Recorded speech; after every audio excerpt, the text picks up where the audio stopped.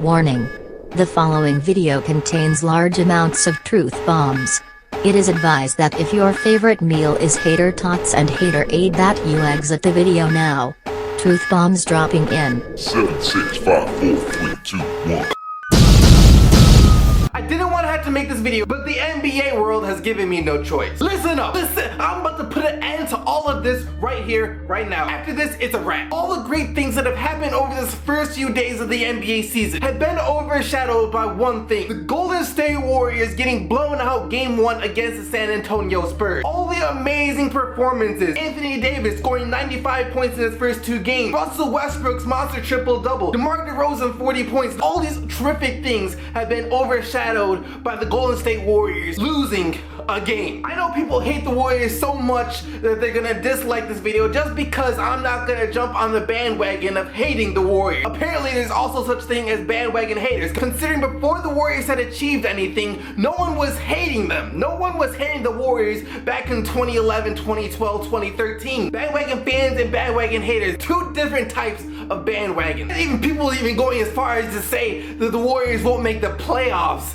after they lost a game to the San Antonio. We're not talking about they got blown out by the Philadelphia 76ers, the Brooklyn Nets. They got blown out by the San Antonio Spurs. I think part of the reason people are overreacting is people had too high of expectations for the Golden State Warriors. If you thought that they would win 73 games again, or even more than that, or even close, or even 70 games again, you had way too high of expectations. Your expectations are up here. You need to bring those down to about this level right here. You have to try and fit Kevin Durant into the Golden State Warriors offense. It's not the offense that was the problem. Even though it's not the offense that was the problem, it was the defense. People were bashing on them because of the defense. And it is true. The Golden State Warriors already have had their flaw exposed, that they have no interior defense. But listen to this, it is an 82 game season. While we do know their flaw, first off, every team has a flaw. There is not a single team in the NBA that doesn't have a flaw. But now they have the rest of the season to try and address this flaw. How they're gonna do that,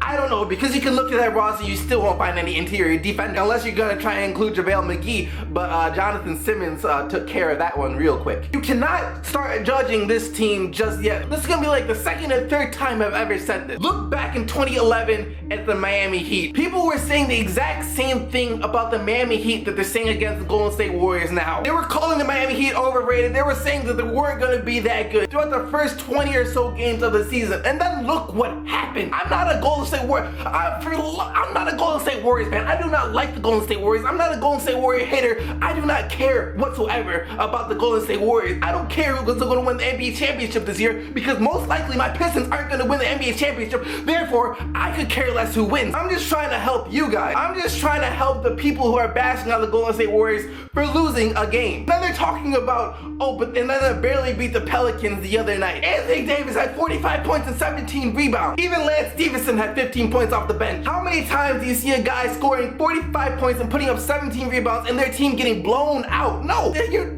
almost never gonna see that. And it's not like Anthony Davis is some random person, yo. Anthony Davis is a freaking superstar. The only reason he's not in the MVP conversation is because his team is trash. Are the Golden State Warriors perfect? No. Should you guys have expected them to come out and absolutely dominate the league and have a cakewalk to the NBA Finals and win the NBA championship? No. The NBA doesn't work like that. What I will say is this, give the Warriors some time. Come back in like 27 games after a third of the season is over, and then you can start making assessments on how the Warriors season is going. If you think how good you think a team is. This goes for any team. It is too early in the season to be making any type of bold prediction about how good or how bad a team is.